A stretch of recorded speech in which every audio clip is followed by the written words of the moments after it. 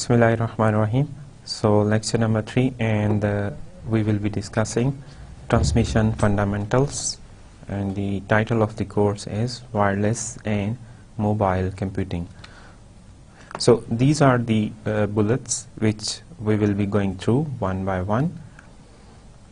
First, signals for conveying information, and we will continue this from our last lecture, and we will be focusing on a relationship between data rate and bandwidth. And then we talk about analog and digital data transmission, right? And we will focus on analog and digital data, analog and digital signaling, and finally within that topic we will be talking about analog and digital transmission, because data signaling and transmission, they are correlated. And finally we will talk about channel capacity, right? And within that topic we will be talking about Nyquist criterion, Shannon capacity. So let's start. First, data rate and bandwidth. So there is a direct relationship between data rate and bandwidth. So the greater the data rate, the bandwidth, the higher will be the information carrying capacity. So any transmission system has a limited band of frequencies. So you can say it supports limited band of frequencies. There is a bottleneck, there is an upper bound, right? So this, as a result, it limits the data rate that can be carried or transmitted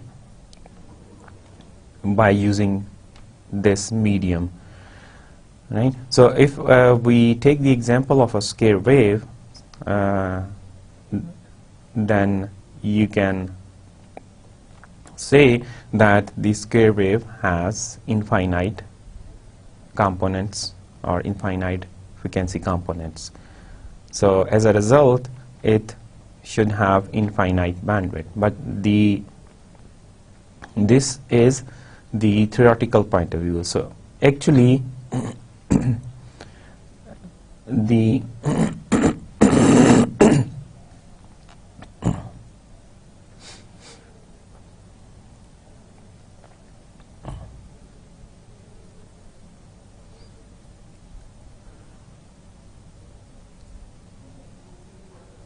but in fact, most of the energy is concentrated in first few frequency components, right? So that's why we are actually interested in those first few frequency components that carry the most of the energy of this signal or maximum part of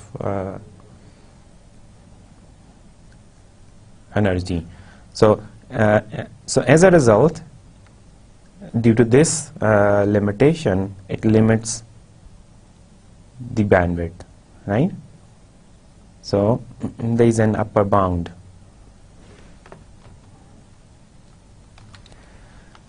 So let's take an example. So we have a square wave, right? So here binary 0 is represented by the positive pulse, and binary 1 is represented by the negative pulse, right? So if I write down here, so here we have a 0, 1, 0, 1, 0, and it will continue like this, right? So let me put dots, right? So you can see the duration of each pulse is 1/2f, right? So that is the time period, or t.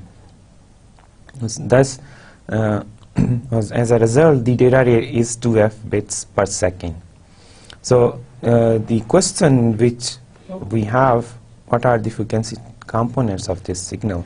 So theoretically, as we have mentioned, that this square wave should have infinite frequency components, but that is not the case actually. What we will take only first few frequency components that carry most of the energy of that signal, and that will be sufficient for us in order to carry data while using this square wave, right? So here you can see that we have a component or fundamental frequency f, right? So here we have one vibration is being made in 1 second, so we have right, so here you can see that we have 3f, so 3 vibrations are being made in 1 second, right? So this is 1, so let me put the marks here, 1, and that is 1.5. I will put a slash over here, and then 1, and here we have 1.5. I'm putting the slash. So 1, 1, 2, and half, 1. So 2 plus 1, 3. So this frequency component has a frequency 3f, which is an integer multiple of the fundamental frequency f, right? So if I superimpose those sinusoids, that means if I will add them, so you can see we will be having a square wave. This is very close to a square wave, right? So I can approximate here again, approximation, so the system can recognize this as a square wave, right? Right.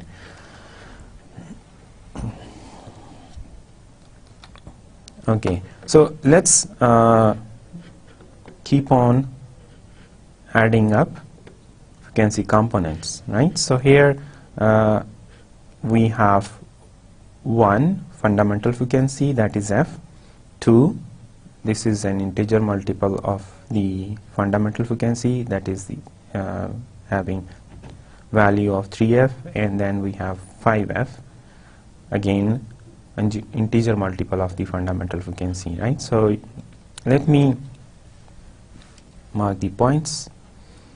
So this is 1 vibration, and here we have 2, and this one the half, this one is the half, right? So again here if I take 1, 2, and here we have the half. So 1, 2, 3, 4, and half, 5.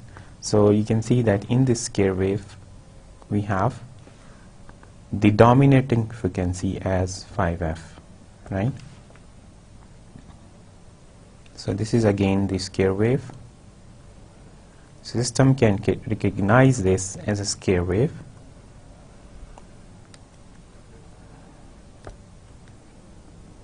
Right? Okay. But here we have 1, 2, 3, 4.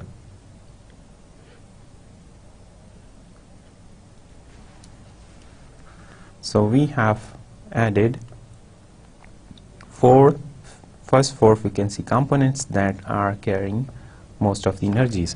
If we compare them, right, so here the system can recognize, but if we have some sort of noise, which we will discuss at a later stage, then there can be more chances of errors, right? So here we have taken into account first 3 frequency components, right? So you can see that we are close to, and this square wave is better than this one. So here we have taken into account first 4 frequency components, here 3 and here 4, and in this first example first two frequency components have been taken into account. So here again I will be marking the points. Here I have 1, 2, 3, and I will put a slash here, so this is not the one, right?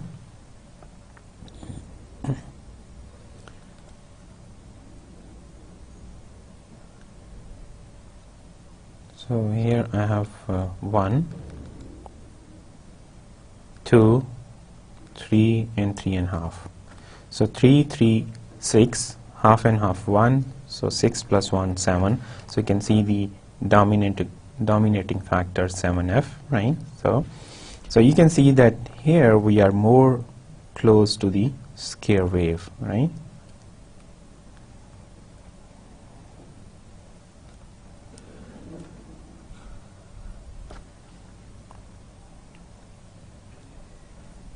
Right?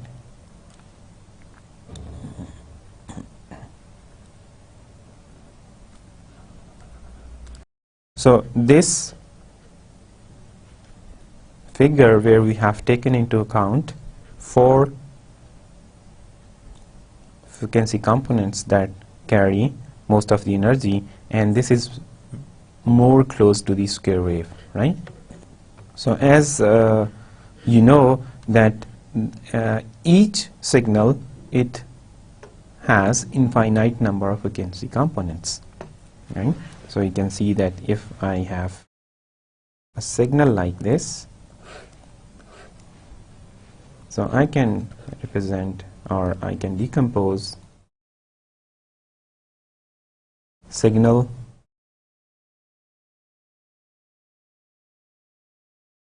so is fundamental frequency f, right?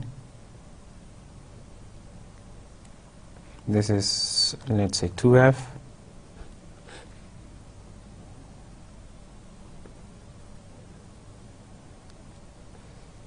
one, 2, and 3, right? This is 3f, and so forth. So but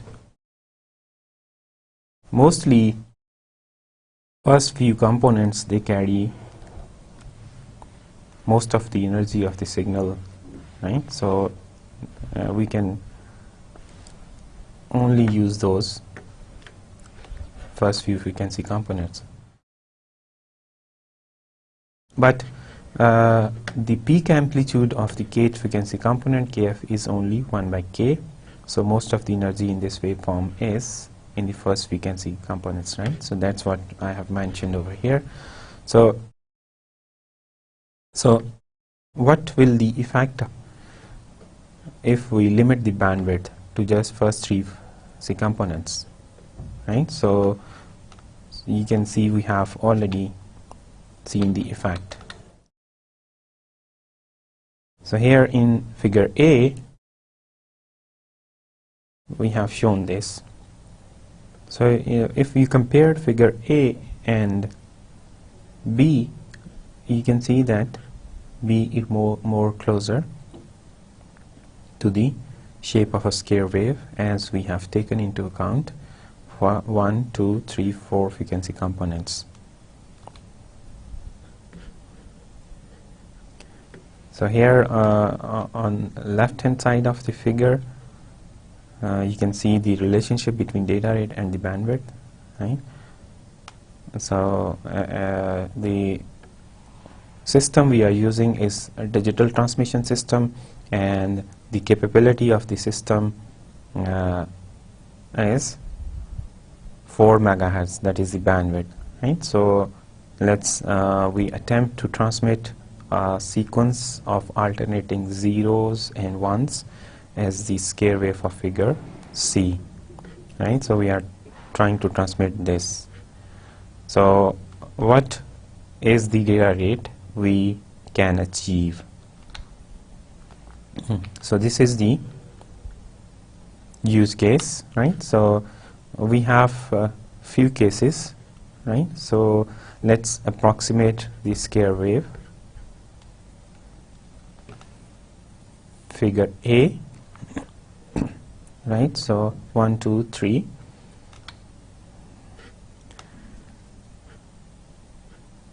So you can say that there is a little bit of distortion over here, in this case, right?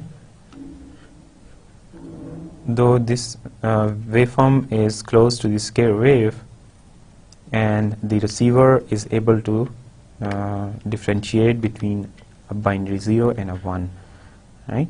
If we put f is equal to 1 megahertz, right? So that is the first case,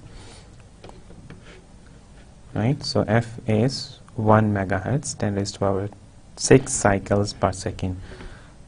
So then the bandwidth of the signal, right? So you know that whenever we calculate the bandwidth, right? So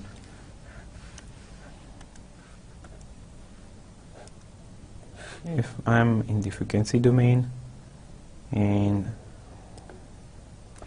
the frequency, and this is the amplitude, right? So say f1, f2. So the bandwidth will be equal to difference in frequencies, right? So here you can see we have 1 megahertz. So as you can see, we have 5f, right? So 5 minus 1, right? So 4 megahertz. That is the bandwidth. And we will be having a period that is equal to 1 over f, right? So 10 raised to the power minus 6, 1 microsecond.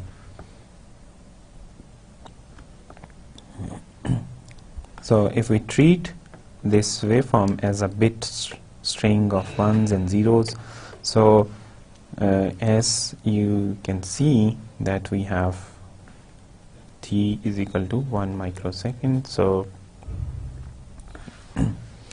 1 bit occurs every 0.5 microsecond for a data rate of 2 megabits per second, right? Thus for a bandwidth of 4 megahertz, a data rate of 2 megabit per second is achieved, right?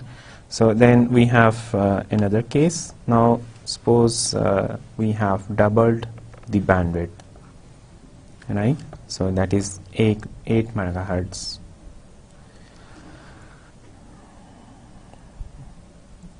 F is equal to 2 megahertz.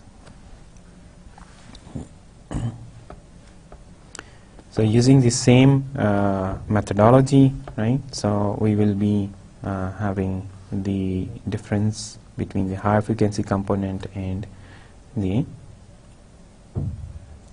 lower frequency component, right? So higher is the 5f, f is 2 megahertz, and lower is the f, right, and 2 megahertz, right? So again t is equal to 0.5. So here we got t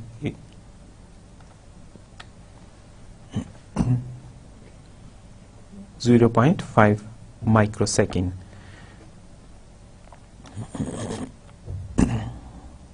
And here we have t 1 microsecond. So that is the difference, right? So as a result, we have 0.25 microsecond in order to transmit 1 bit, either a 0 or a 1, right, for a data rate of 4 megahertz. So it means doubling the bandwidth is actually doubling the data rate, right? So here you can see that we have 0.5 microsecond in order to transmit a bit, and here we have 0.25 microsecond. So 4 bits are being transmitted in 1 microsecond, and here we can transmit 2 bits in 1 microsecond. So that is the data rate, and this is due to the fact that we have doubled the bandwidth, right? So now let's take the third case, right? So let's figure C is this one is enough for approximating a square wave. Difference between the positive and the negative pulse in figure C is sufficiently distinct, right? If we have f is equal to 2 megahertz, and as a result t is equal to 1 over f is equal to 0.5 microsecond. 1 bit occurs every 0.25 microsecond for a data rate of 4 megabit per second. So if we use the waveform of figure C, the bandwidth of the signal, right? So you can see that here we have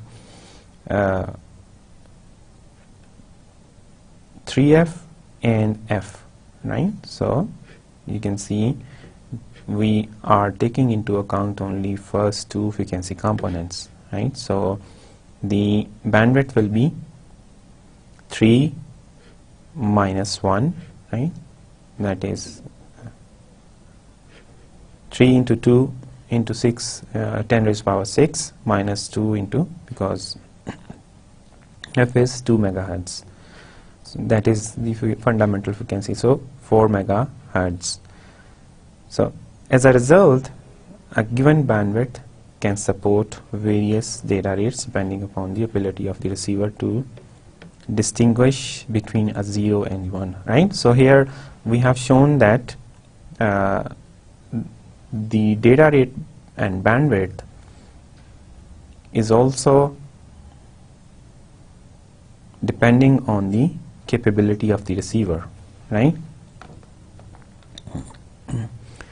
So here is the conclusion. In case 1 we have bandwidth 4 megahertz and data rate 2 megabit per second, and in the second case we have doubled the bandwidth. We have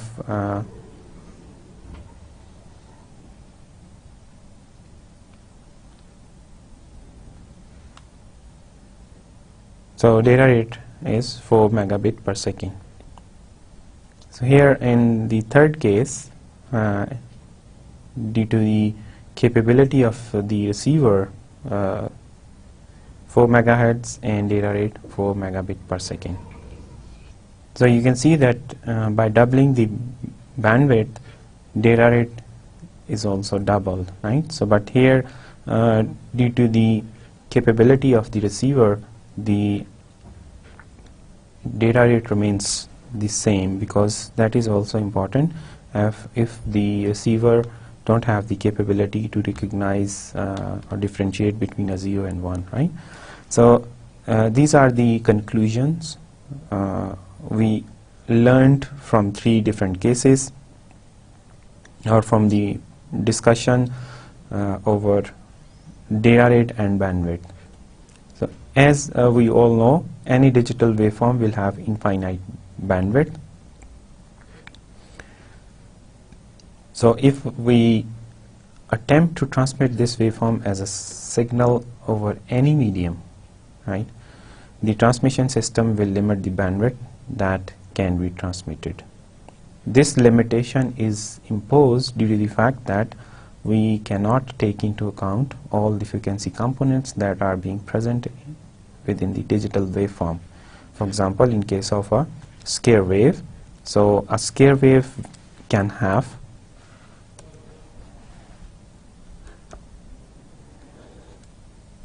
so this is the square wave,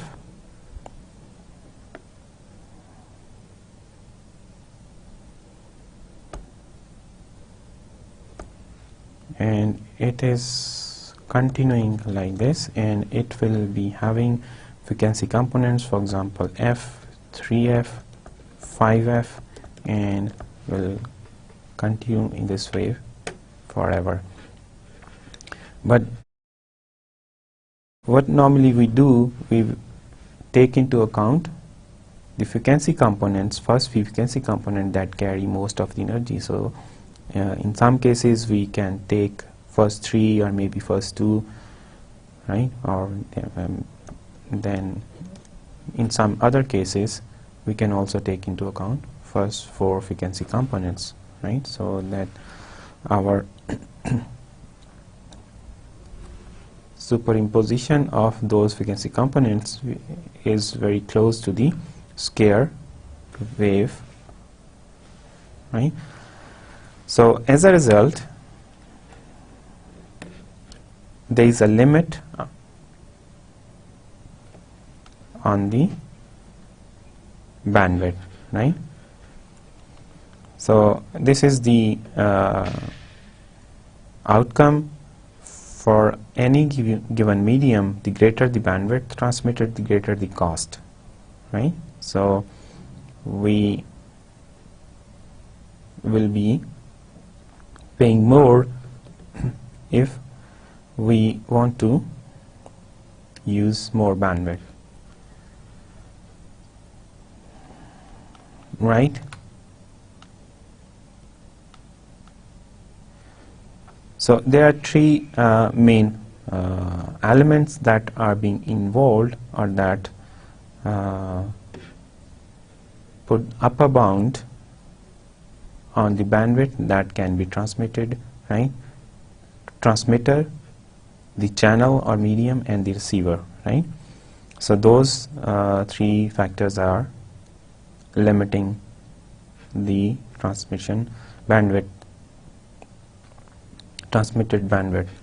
The greater the bandwidth, the greater the cost.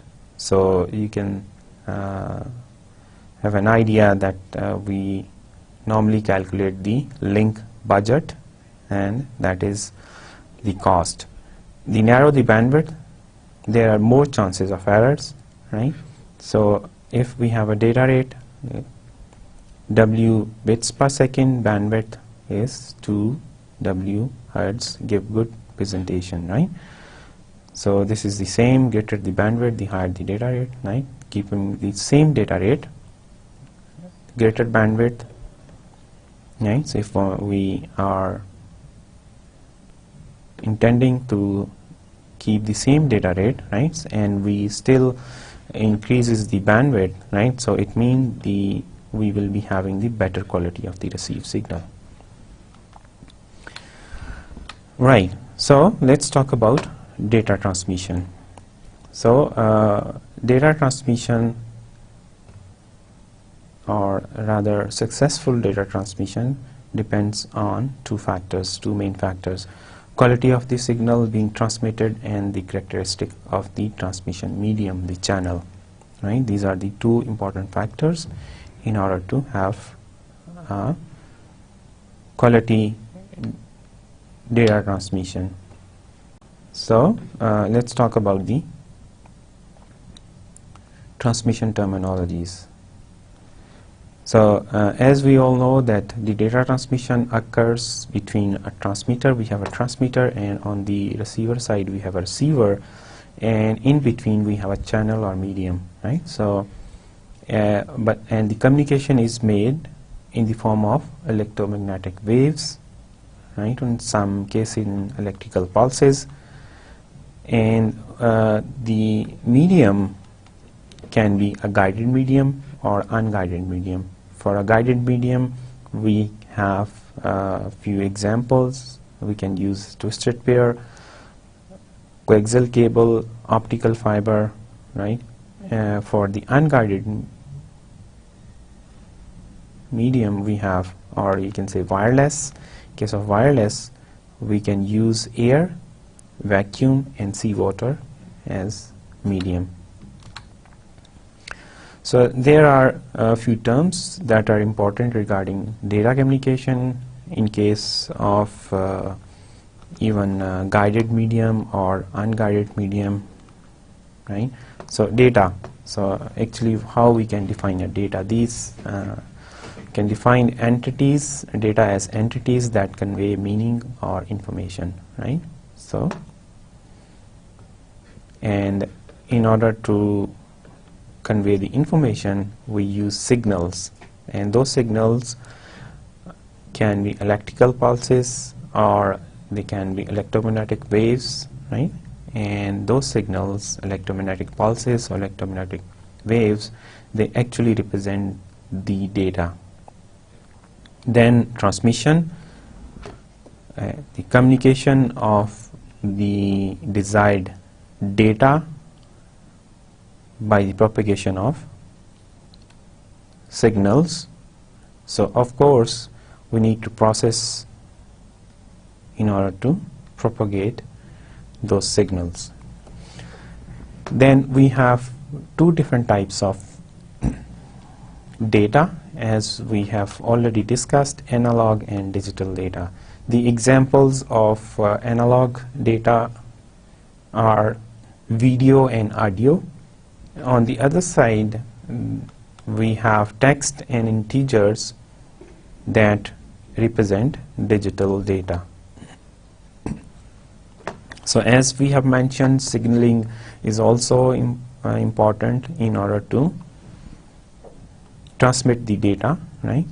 So a continuously varying electromagnetic wave that is propagated over a variety of media depending on frequency, right? See examples of media: copper wire media, fiber optics, or we can also use atmosphere or free space.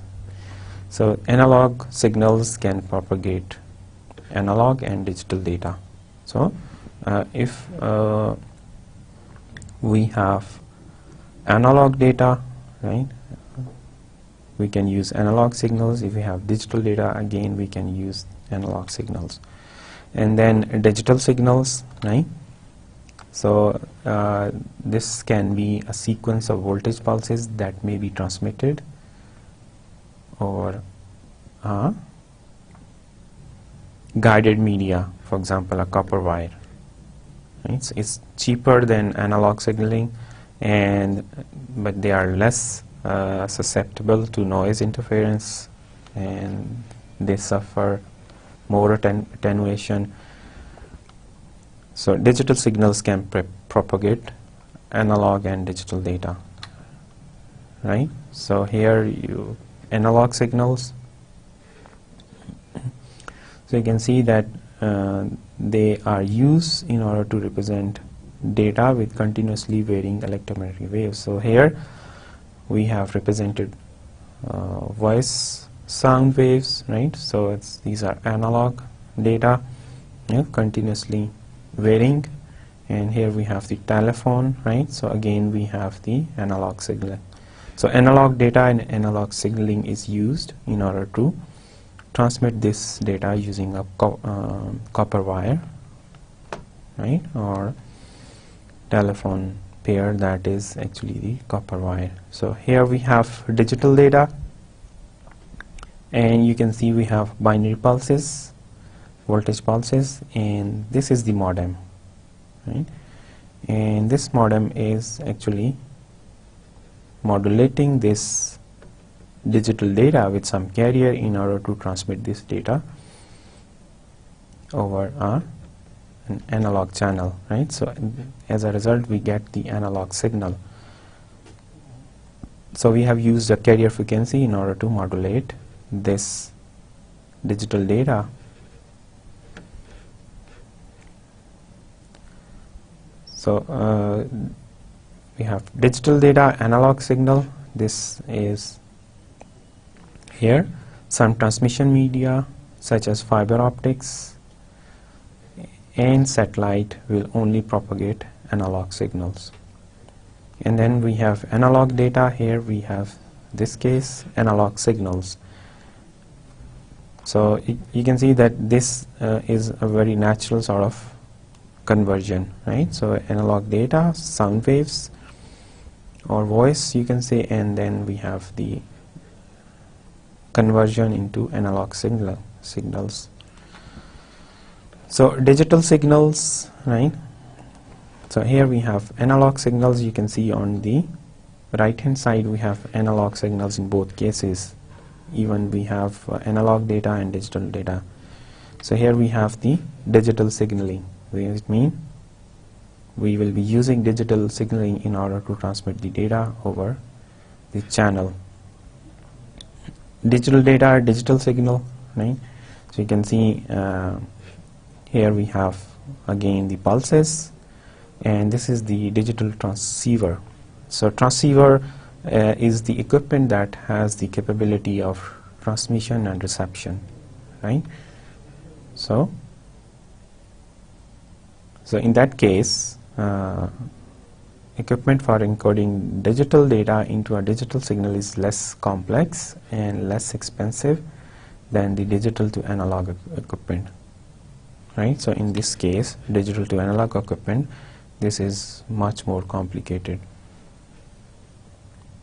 We have analog data, right, this case, and digital signal. So you can see we have the analog signal, and here we will be sampling and coding, right? So first we will sample and then we will encode. So the conversion of analog data to digital form permits the use of modern digital transmission and switching equipment for analog data.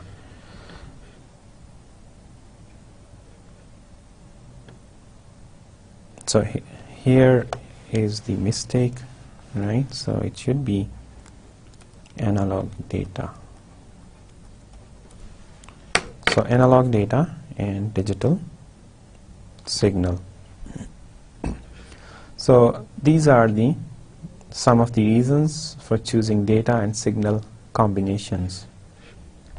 You can see that in effect these are the benefits or reasons or advantages, right? So you can see here we have digital data, digital signal. Data is digital and we are using digital signaling. So equipment for encoding is less expensive, right? Because they are native than digital to analog equipment. Analog data and digital signals. Conversion allows use of modern digital transmission and switching equipment, right? Because most of the systems are digital systems, right? And then we have digital data and analog signal. Transmission media will only propagate analog signals. And the examples include fiber optics that transmits data in the form of light, and satellite communication. These are the examples of transmission media that only allows analog signals. Analog data and analog signals. Analog data easily converted to analog signals. So again, they are native, right? So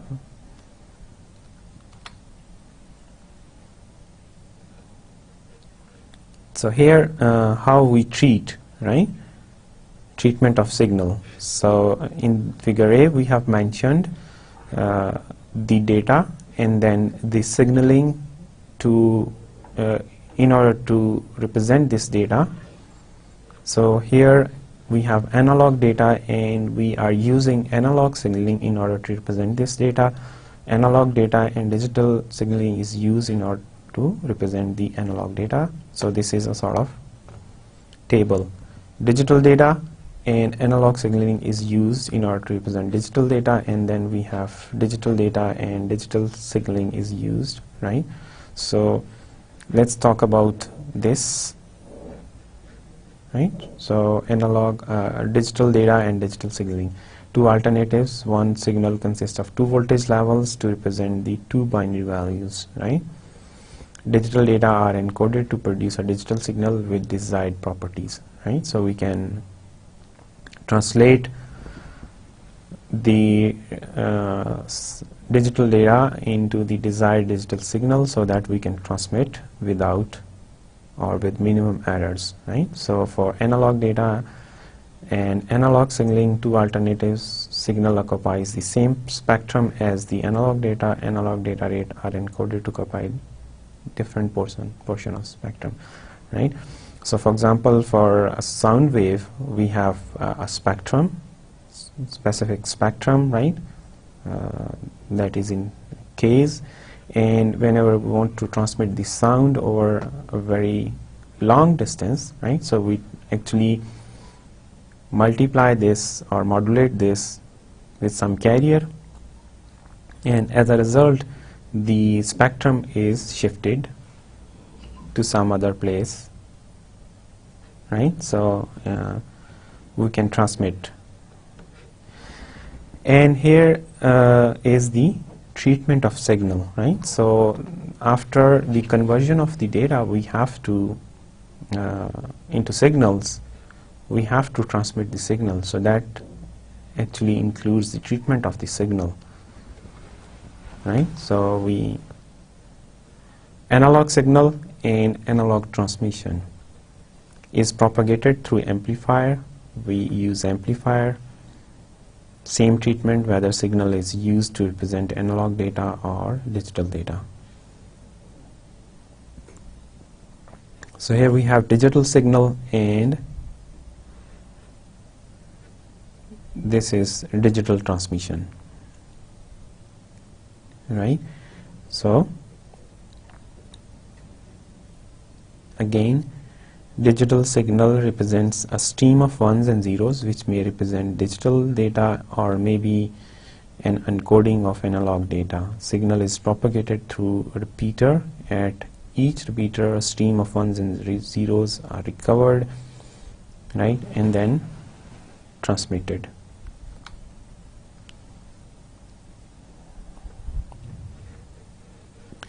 So here we have more details about the analog transmission, that is the analog.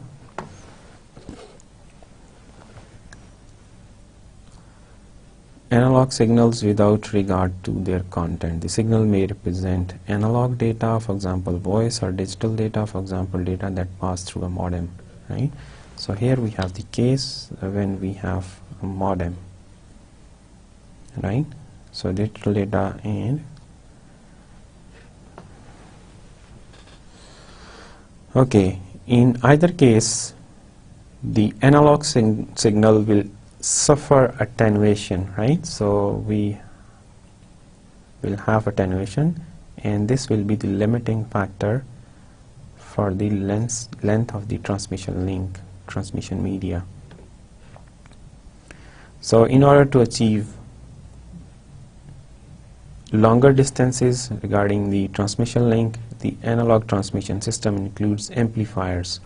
So we have amplifiers after some distances, and those amplifiers, they actually boost the energy in the signal, right? So the problem with those amplifiers, because whenever we transmit the signal over a link, the noise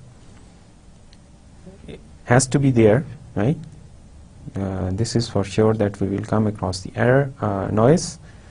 So the problem with those amplifiers, they also boost the noise component, right? So with amplifiers cascading to achieve long distance, the signals become more and more distorted. So if we have more number of amplifiers, so it means we will be having more noise, right? Because the noise will be boosted each time the signal will pass through an amplifier. For analog data, for example voice, quite a bit of distortion can be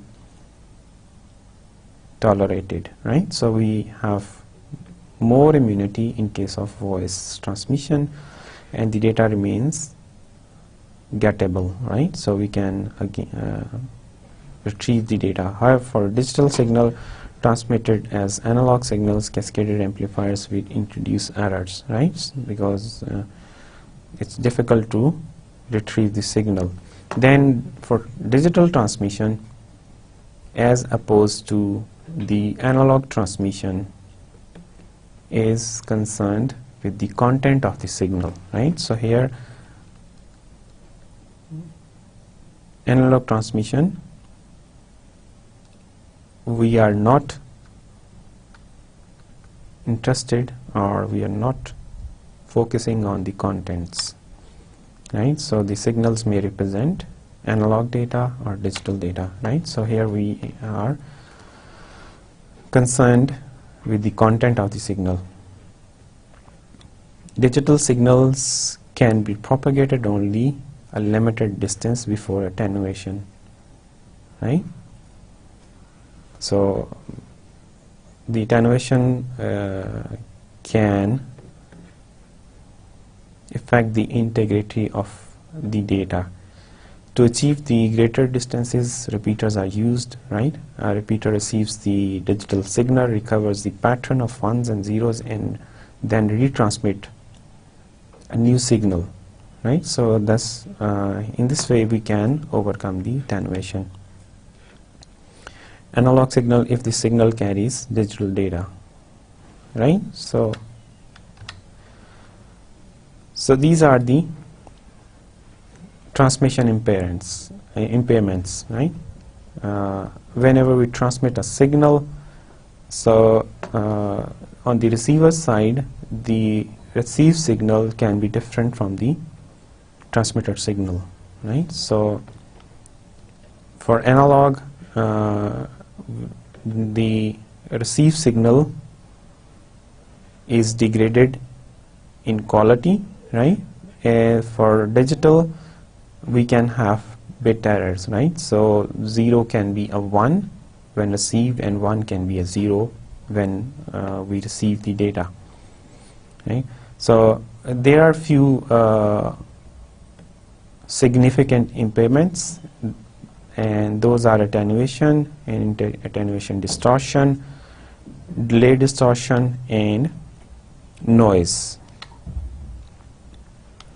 So let's talk about them. Attenuation. So signal strength weakens, right, or falls off with distance over any transmission medium.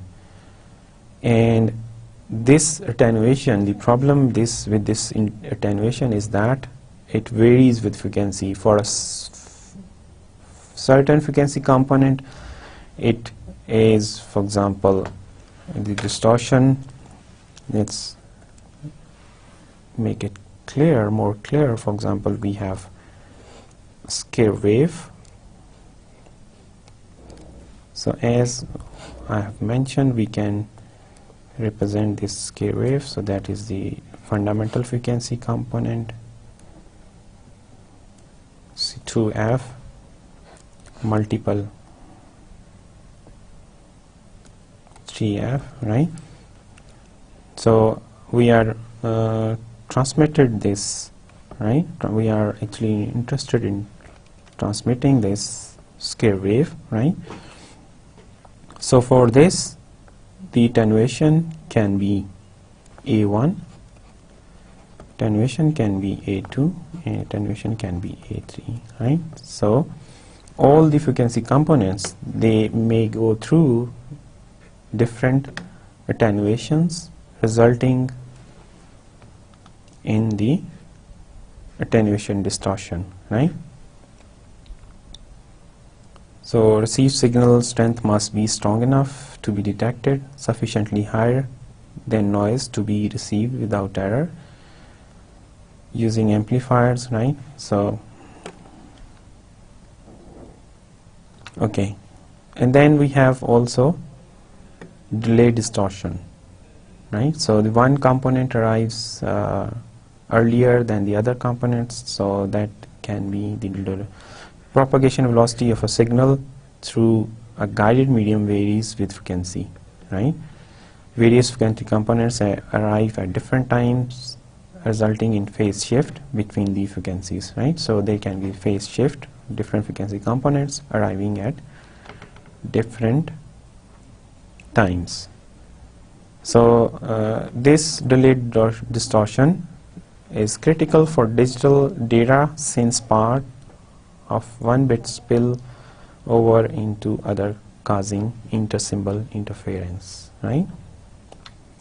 And then we have noise, that actually is an unwanted signal, right? And there can be different type of noises we will talk about. So noise is the major limiting factor in communication systems, right? So it is really imposing the bottleneck for digital transmission systems. So we have different sort of noise, thermal noise, and this is produced due to the thermal agitation of electrons, and this noise is uniformly distributed across bandwidths referred to as white noise, right? Intermodulation noise produced by nonlinearities in transmitter, receiver, and or transmission medium, and the effect is to produce signals at a frequency that is the sum of difference of the two original frequencies, right? So whenever we are taking difference or we are adding up the difference, so we can have intermodulation noise. Then impulse noise, right, caused by external electromagnetic interference, right? Non-continuous, consisting of irregular pulse or spikes. We can have spikes, short duration and high amplitude, right? So we draw a spike, right? So for example, we have a signal like this, right? And suddenly there is a spike, right? So short duration and high amplitude.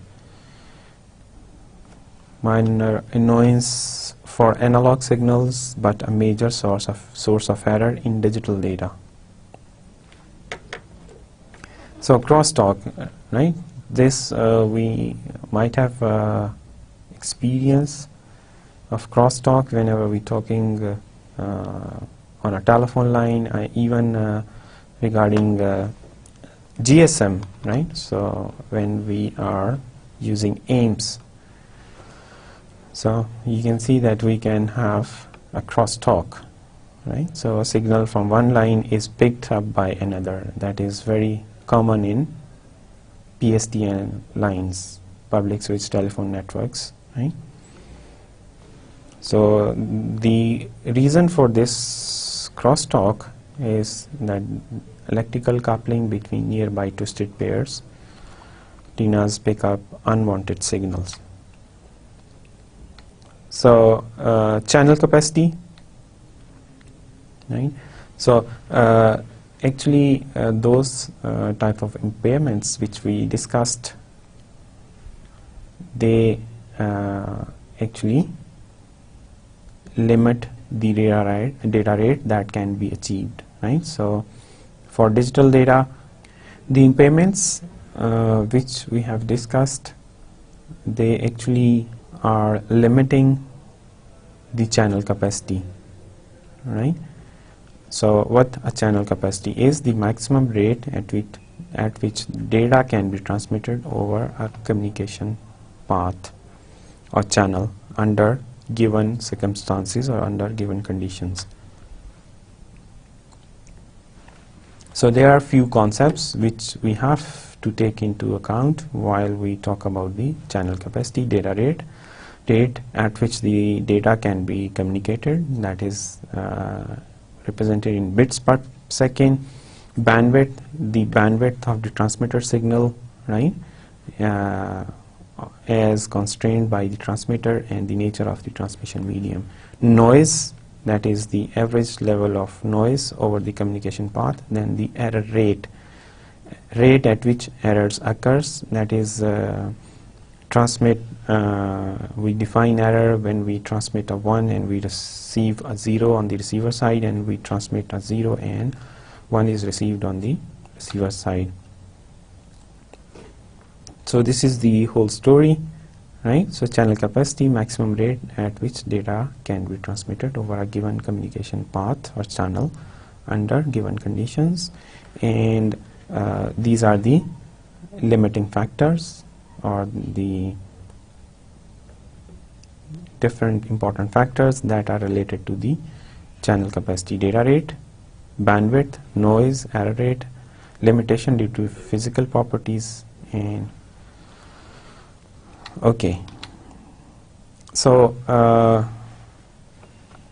we have a question over here. So given a bandwidth, so what data rate we can achieve, right? So we have two formulas. First is the Nyquist criterion, and the Nyquist criteria, it assumes that there is no noise. The channel is noise free, and we have the Shannon capacity, right, formula, but in the channel capacity, Shannon capacity formula, only thermal noise or white noise is considered,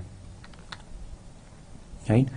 If the rate of this signal transmission is 2b, then a signal with frequencies no greater than b is sufficient to carry the signal rate. The converse of this is also true. If we have a bandwidth b, highest signal rate that can be achieved is 2b, right? Right. So the reason for this limitation is the inter-symbol interference, right, such as produced by delay distortion that we have discussed, that different frequency components, they have different delays, so producing inter-symbol interference. So let's we have a binary signal. The maximum data rate supported by B hertz is 2B. One signal can represent 1 bit. So here we have an example. If a signal has 4 different levels, then a signal can be used to represent 2 bits, right? 0, 0, 0, 1, 1, 0, and 1, 1, right? So these are the 4 different levels. With multi-level signaling, the Nyquist formula becomes C is equal to 2B log base 2 m, where m is the number of discrete signal levels, B is the bandwidth, and C is the channel capacity, right? Okay, and then we have Shannon capacity formula. Now consider the relationship between data rate, noise, and error rate. Faster data rate shortens each bit, so burst of noise effect more bits, right? So it means more bits will be contained, right, in less amount of time. So if there are errors, so there are chances that more bits will be effective. At given noise level, higher data rate results in higher error rate, right?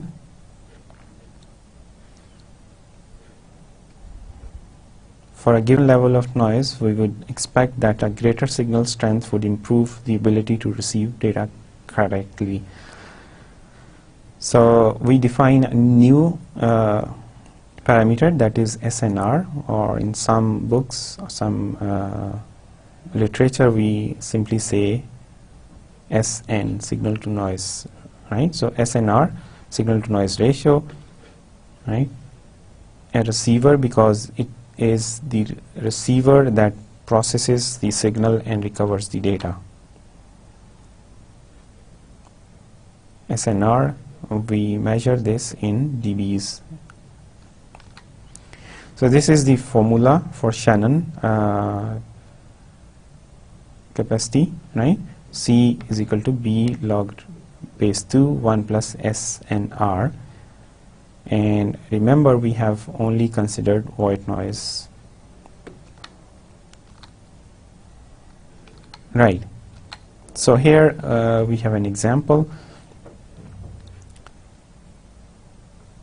that relates the Nyquist and Shannon formulations. Suppose the spectrum of a channel is between 3 megahertz and 4 megahertz and SNR 24 dB, right? So B, we will be taking the difference, 1 megahertz SNR 24 dB, right, is equal to 10 log 10 SNR, so SNR 251. So if we use the Shannon formula, right, that takes into account the void noise or thermal noise. So here we, when we talk about the Nyquist formula, we say that the channel is noise free, right? So here you can see C, capacity limit C is 8 megabits per second. If you want to achieve this limit, how many signaling levels are required at least? So here we have to use the Nyquist criterion, right? So we need 16 levels, right? So that's all. Today we talked about the relationship between data rate and bandwidth. Then we discussed some of the transmission terminologies and some of the transmission impairments that are attenuation and interference and noise, right? Attenuation, delay, distortion and noise. And finally we talk about the channel capacity, and in the end we discussed Nyquist criterion and Shannon capacity formula. So that's all. मेरी तरफ से अल्लाह हाफ़िज़, अस्सलाम वालेकुम.